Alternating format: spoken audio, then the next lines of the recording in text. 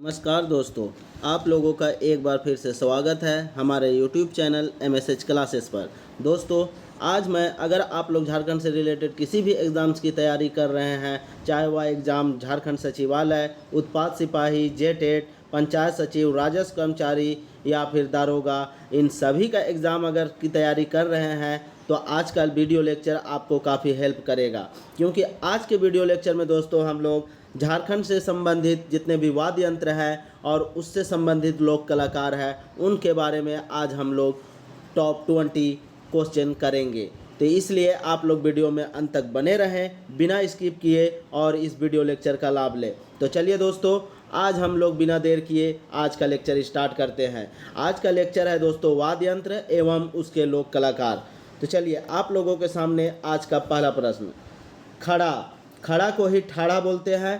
ठाड़ा और सीधा राइख के बांस कर पातर नली से फूंक मार के कौन बाजा के बजाल जायला। आप देखिए दोस्तों, यहाँ पे क्या है कि एक वाद्य यंत्र है, उसे कैसा है, उसे खड़ा या सीधा करके रखा जाता है और बांस का एक पतला नली होता है, पाइप होता है, उससे फूंक मार के बजाया जाता है। तो वैसा बाजा को किस नाम से जाना जाता है? तो किस नाम से जाना जाता है? पहला ऑप्शन है मोहन बांसी, दूसरा जोड़ा मुरली, तीसरा शहनाई और चौथा है इनमें से कोई नहीं। तो क्या होगा दोस्तों? तो यहाँ पे मोहन बांसी जो है उसी को इस तरह से खड़ा किया जाता है और सीधा रखा जाता है और फूंक मार के बजाया जाता है। ठीक है, मोहन बांसी को। चलिए नेक्स्ट देखते हैं। रुद्र बीना तैर कौन बाजा बनल होवेला। अब यहाँ पे रुद्र बीना, बीना तो होता है दोस्तों जो कि बीना बजाने वाला एक वाद्य यंत्र होता है। और बीना का प्रमुख वाद्य यंत्र, अगर प्रमुख बजाने वाला का नाम देखेंगे अगर भारतीय इतिहास में, तो हम लोग औरंगजेब के बारे में जानते हैं कि औरंगजेब जो था वह वीणा वादक था। ठीक है, तो यहाँ पे वीणा तैर रुद्र वीणा, रुद्र मतलब वीणा का भी जो एक रुद्र रूप होता है, तो उस जैसा कौन बाजा बनल होवेला। अब यहाँ पे उसी तरह का जो रुद्र वीणा है उसके तरह का झारखंडी का कौन सा बाजा बना हुआ होता है? तो कौन सा बाजा बना हुआ होता है? पहला ऑप्शन है बनम, दूसरा सारंगी, तीसरा केंद्रा और चौथा टोहिला। तो दोस्तों केंद्रा जो होता है, केंद्रा को झारखंड का वीणा कहा जाता है। ठीक है, वीणा के जैसा ही दिखाई देता है, तो इसलिए इस प्रश्न का सही उत्तर ऑप्शन सी होगा। चलिए नेक्स्ट देखते हैं हम लोग 22 नंबर। कौन बाजा पहे घोड़ा कर केस से बांध के बजाल जायला। ऐसा कौन सा बाजा है जिसमें घोड़ा का बाल से बांधा हुआ होता है वह बाजा, और उसे घोड़ा के बाल से बांध के बनाया जाता है? तो उस बाजा का नाम आपको बताना है। पहला ऑप्शन है बनम, दूसरा टोहिला, तीसरा भुआड़ और चौथा ईमन में कोई नहीं। तो कौन सा होता है दोस्तों? तो बनम होता है। ठीक है, बनम होता है एक ऐसा वाद्य यंत्र जिसको बनाने में घोड़ा का बाल का भी प्रयोग किया जाता है, याद रखिएगा। ठीक है, चलिए नेक्स्ट देखते हैं 23 नंबर।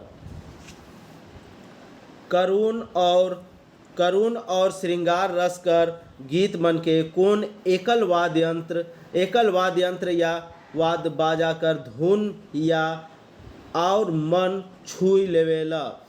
यहाँ पे देखिए दोस्तों, कौन करुण और श्रृंगार रस कर गीत मन में कौन एकल वाद या बाजा कर धुन हिया और मन छुई लेवेला। यहाँ पे मन को छूने वाली बात हो रही है कि कौन सा ऐसा वाद्य यंत्र है जो करुण और श्रृंगार रस का जो गीत होता है उन सब में जब वह बजता है तो हमारे मन को छू जाता है। तो यही प्रश्न आपसे पूछा गया है कि वैसा वाद्य यंत्र कौन सा है, उस वाद्य यंत्र का नाम आपको बताना है। पहला ऑप्शन है घाघर, दूसरा घोड़ा मथा, तीसरा सारंगी और चौथा केवनी। तो कौन सा है दोस्तों? तो यहाँ पे सारंगी जो है वह हम लोग का मन को मोह लेता है। ठीक है, चलिए नेक्स्ट देखते हैं 24 नंबर। सिंगा शंखावा बाजा से का तैर आवाज निस्केला। अब यहाँ पे सिंगा शंखावा है। ठीक है, सिंगा शंखावा एक बाजा है, उसका बाजा का आवाज़ किस प्रकार का निकलता है यही आपसे पूछा गया है। पहला ऑप्शन है शंख तैर, अर्थात शंख के जैसा, जो शंख एक प्रकार का वाद्य भेद होता है दोस्तों, भेर होता है, भेर जो कि जैसे अगर आप लोग पूजा से पहले देखते हो कि शंखनाद हो रहा है अर्थात शंख बज रहा है या रणभेरी में बजता है वो शंख, तो इस तरह के शंख बजने की जैसा। दूसरा है भेर तैर, तीसरा है शहनाई तैर और चौथा है तिरियो तैर। तो किस जैसा बजता है दोस्तों? तो शंख जैसा बजता है। ठीक है, शंख जिस तरह से आवाज़ निकलता है शंख का, उसी तरह का सिंह शंखवा का भी आवाज़ निकलता है। चलिए नेक्स्ट देखते हैं 25 नंबर। धमसा बाजा के का कहल जाएला। बाजा जो है दोस्तों एक धमसा, उसको झारखंड में किस नाम से जाना जाता है? अब धमसा बाजा को नाम आपको बताना है। ठीक है, पहला ऑप्शन है वृहद नगाड़ा, दूसरा छोट नगाड़ा, तीसरा मध्यम नगाड़ा और चौथा ईमन में कोई नहीं। तो क्या होता है दोस्तों? तो यहाँ पे वृहद नगाड़ा अर्थात बहुत बड़ा नगाड़ा जो होता है उसे धमसा के नाम से जाना जाता है। चलिए नेक्स्ट देखते हैं 26 नंबर।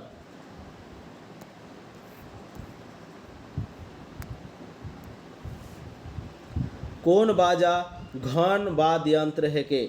अब यहाँ पे कौन सा ऐसा वाद्य यंत्र है जो घन, अर्थात घन का मतलब होता है दोस्तों क्या, मतलब कि पतला। ठीक है, तो यहाँ पे कौन सा ऐसा वाद्य यंत्र है जो बहुत ज़्यादा घन वाद्य यंत्र है अर्थात घना है। ठीक है, अर्थात जल्दी जल्दी बजने वाला है। तो ऐसा वाद्य यंत्र का नाम आपको बताना है। पहला ऑप्शन है ढाक, दूसरा है ढोलकी, तीसरा डफली और चौथा दमामा। तो कौन सा है दोस्तों जो कि बहुत तीक्ष्ण हो टाइप का होता है? तो यहाँ पे तीक्ष्ण टाइप का आवाज़ निकालने वाले को कौन सा वाद्य यंत्र है? तो ढाक है। ठीक है, याद रखिएगा ढाक। ढाक एक ऐसा वाद्य यंत्र है जिसे घन बाजा यंत्र या वाद्य यंत्र के नाम से भी जाना जाता है, या फिर उसे तीक्ष्ण आवाज़ निकालने वाला वाद्य यंत्र का भी नाम से जाना जा सकता है। चलिए नेक्स्ट देखते हैं 27 नंबर। कौन बाजा के भैंस कर पूरा चमड़ा से गोल गुंबद नुमा तैर मढ़ के बनाल जाएला।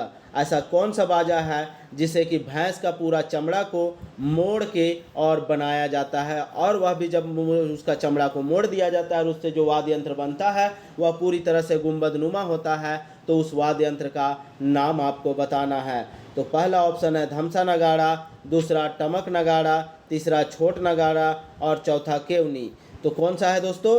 तो यहाँ पे जो धमसा नगाड़ा है उसी के बारे में यह बात हो रही है। और धमसा नगाड़ा में हम लोग देखते हैं कि भैंस का चमड़ा को यूज किया जाता है। ठीक है, तो यहाँ पे भैंस का चमड़ा से बनता है और यह बहुत लंबा होता है और एक जगह रख के बजाया जाने वाला वाद्य यंत्र है। ठीक है, चलिए नेक्स्ट देखते हैं 28 नंबर।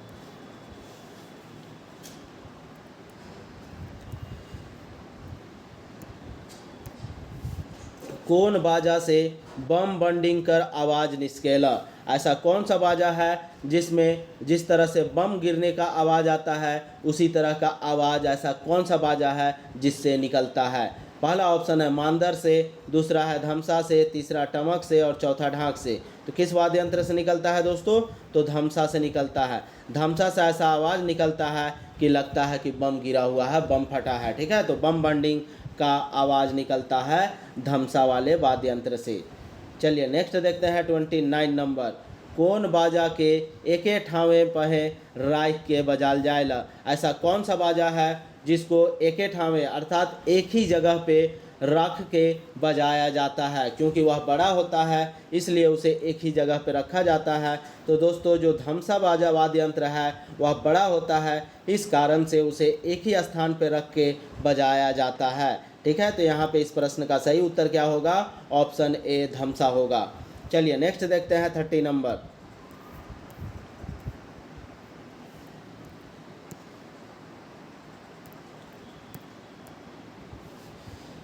दुई ठो बांसुरी के गोटेक बांस कर पाइप लाइन से जोड़ के बांस कर पाइप लाइन कर मदद से बनाल जाएला।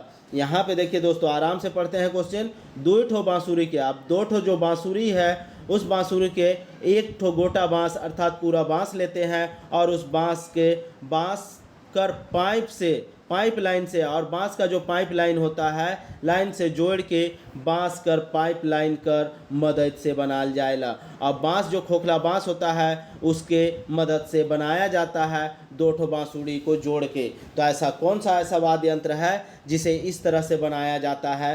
पहला ऑप्शन है तिरियों के, दूसरा ऑप्शन है मुरली के, तीसरा ऑप्शन है बांसुरी के, और चौथा ऑप्शन है ईमन के केवने। तो दोस्तों यहाँ तो बांसुरी तो होगा नहीं, क्योंकि दो बांसुरी को जोड़ के बनाने वाला बात हो रहा है, तो बांसुरी तो सबसे पहला हट जाएगा। अब यहाँ पे मेरे पास तिरियो है और मुरली। मुरली भी बांसुरी का ही एक छोटा रूप है, वह बांसुरी से थोड़ा सा बड़ा होता है। तो यहाँ पे यह प्रश्न भी नहीं होगा, क्योंकि यहाँ पे प्रश्न पूछा जा रहा है दो बांसुरी को जोड़ के, और वह भी खोखला बांस के सहारे से जोड़ दिया जाता है और उसे फिर बजाया जाता है। तो यहाँ पे अब एक ही ऑप्शन हमारे पास बच रहा है तिरियो। तो तिरियो ही एक ऐसा वाद्य यंत्र है जिसे बांस से जोड़ के बनाया जाता है, याद रखिएगा, ठीक है। चलिए नेक्स्ट देखते हैं 31 नंबर।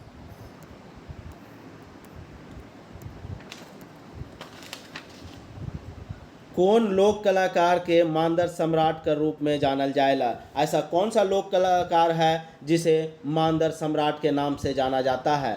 आपको बताना है। पहला आंसर है दोस्तों इसका ऑप्शन है मुकुंद नायक, दूसरा है मनपूरन नायक, तीसरा मनोज कच्छप और चौथा देवदास विश्वकर्मा। तो कौन सा ऐसा है जिसे कि मांदर के सम्राट के रूप में जाना जाता है झारखंड में, ठीक है। तो यहाँ पे पद्म श्री दोस्तों मुकुंद नायक, जिसे पद्म श्री पुरस्कार भी मिला है, तो पद्म श्री पुरस्कार प्राप्त करता मुकुंद नायक। मुकुंद नायक को मांदर सम्राट के नाम से भी जाना जाता है, याद रखिएगा। सॉरी दोस्तों, यहाँ पे मुकुंद नायक नहीं है दोस्तों, ठीक है। मुकुंद नायक तो गायक है दोस्तों। यहाँ पे मांदर सम्राट बजाने वाली की बात हो रही है, तो यहाँ पे इस प्रश्न का सही उत्तर मनपूरन नायक है, ठीक है। मनपूरन नायक, मनपूरन नायक को ही मांदर सम्राट कहा जाता है। यह जो है वह तो लोक गायक है, ठीक है। इस प्रश्न का सही उत्तर ऑप्शन बी होगा, ठीक है। चलिए नेक्स्ट देखते हैं 32 नंबर। नाव बाजल लोक कलाकार लालू शंकर महली कौन बाजा के बजात रहे? अब यहाँ पे देखिए, यहाँ पे किसके बारे में पूछा जा रहा है? लालू शंकर महली के बारे में पूछा जा रहा है कि यह कौन सा बाजा को या कौन सा वाद्य यंत्र को बजाते थे। तो कौन सा वाद्य यंत्र को बजाते थे दोस्तों? तो यहाँ पे लालू शंकर महली, अर्थात लालू दोस्तों हम लोग देखते हैं कि यादव से है, और यादव में क्या है कि यादव में गाय और भैंस पाल के दूध वाला मामला आता है, और दूध जुड़ा हुआ है कन्हैया से। तो कन्हैया किससे जुड़ा हुआ है? बांसुरी से। तो इससे लिंक लगा के आप लोग इसे याद कर सकते हैं कि लालू शंकर महली जो है वह बांसुरी वादक थे, ठीक है, बांसुरी बजाने वाले थे। चलिए नेक्स्ट देखते हैं हम लोग 33 नंबर।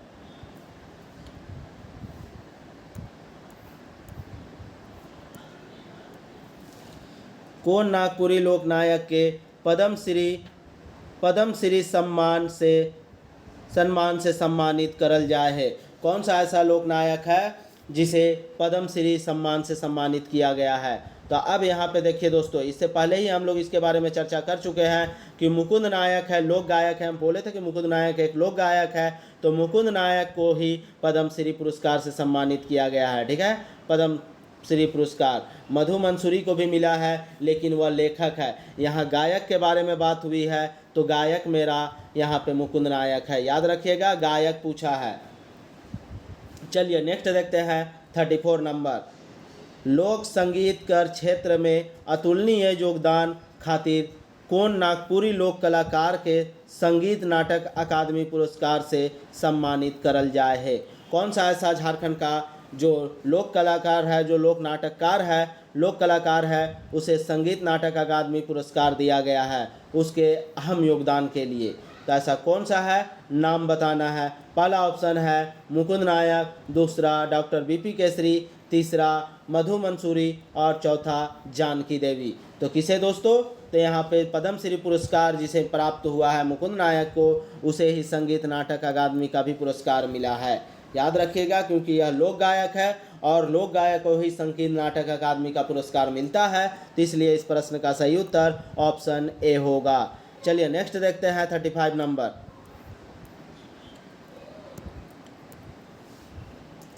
विदेश में नागपुरी गीत संगीत और नृत्य के पहचान वाला लोक कलाकार कौन है का। अब यहाँ पे देखिए दोस्तों, नागपुरी जो लोक कलाकार है उसमें नागपुरी जो लोकगीत संगीत है उसको विदेशों में पहचान दिलाने वाला कलाकार का नाम आपको बताना है। तो कौन सा है उसका कलाकार का नाम। तो यहाँ पे हम लोग देखते हैं दोस्तों, जो मुकुंद नायक है वह इसे रूस से लेके कनाडा यूरोप तक में फैलाया है। ठीक है, इसका जो झारखंडी लोक संगीत है उसका आयोजन रूस में, अमेरिका में, कनाडा में, इन सारे जगहों पे, यूरोप में, इन सारे जगहों पे इसको फैलाने का काम किसके द्वारा किया गया है। तो डॉक्टर मुकुंद नायक के द्वारा किया गया है। ठीक है, याद रखिएगा। चलिए नेक्स्ट देखते हैं 36 नंबर।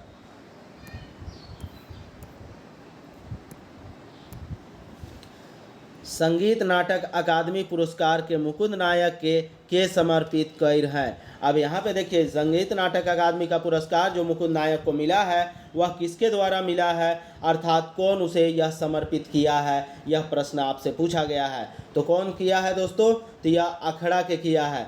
नायक के समर्पित कर है, तो जो उसको संगीत नाटक अकादमी पुरस्कार जो मुकुंद नायक को मिला है वह अपने अखड़ा जो होता है, जहाँ कि हमारा नृत्य होता है, हमारा सांस्कृतिक कार्यक्रम होता है, हमारा हर एक गांव की गतिविधि जो होती है वह अखड़ा में होती है, उसी अखड़ा को या अपना संगीत नाटक अकादमी का पुरस्कार समर्पित कर देते हैं। कौन कर देते हैं, तो डॉक्टर मुकुंद नायक कर देते हैं। क्यों करते हैं, तो इसलिए करते हैं क्योंकि अखड़ा ने ही इन्हें इस मुकाम तक पहुंचाया था, इसलिए वह अखड़ा का ऋणी बना हुआ था और उस ऋण को उतारने के लिए ही वह अपने पुरस्कार जो संगीत नाटक अकादमी का पुरस्कार मिलता है उसे अखड़ा को वापस कर देता है, अर्थात समर्पित कर देता है। चलिए नेक्स्ट देखते हैं 37 नंबर।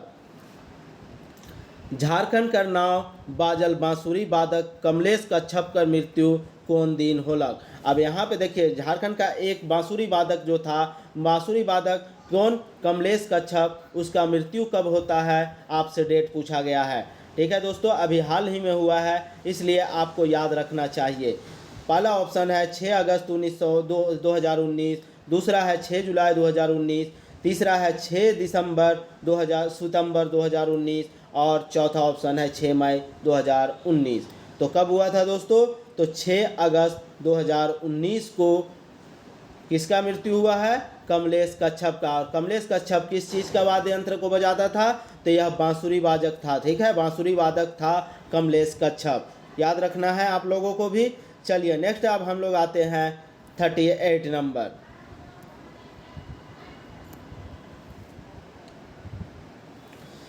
ऋतु कर अनुसार बदलेला।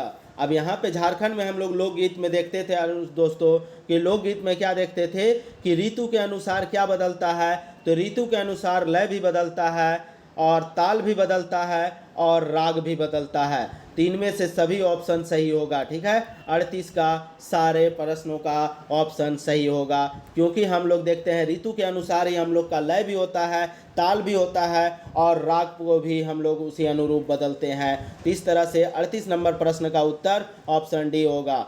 चलिए नेक्स्ट देखते हैं हम लोग 39 नंबर।